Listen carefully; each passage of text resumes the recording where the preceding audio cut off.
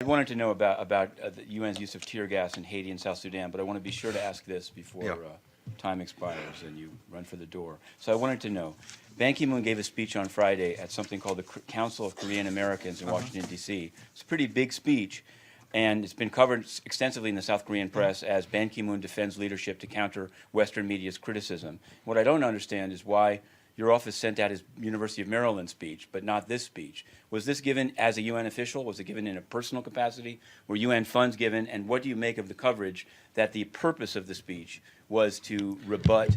It was a private event. So did he take UN security? Was it UN funds? I don't understand. Like, it was part of his UN trip to Washington, and it was a private event, in the Ronald Reagan, which he sometimes has. Can we get the transcript of what he said rather than these? Ma'am. Know if the inquiry. Sure.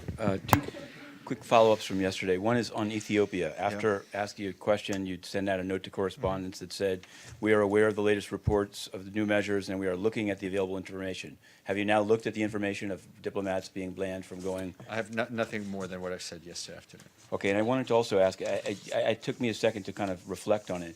You'd said that Ban Ki-moon's speech on Friday in Washington to the Council of Korean Americans at the Ronald Reagan International Trade Center was somehow a private appearance, but I've seen pictures of it. He was in a tuxedo with a big screen behind him, and the media was present. So I'm left, I guess what I wonder is, what do you mean by private? Was it open only to some media? What was it? You'd have to ask the organizers. But if he spent, that's the money question is this, is if it's actually a private. He was in Washington for a UN-related event, and he participated in this event organized by this foundation, which was considered a private event. Was money charged to attend it?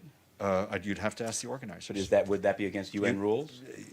The Secretary General and others appear sometimes in dinners where money is charged.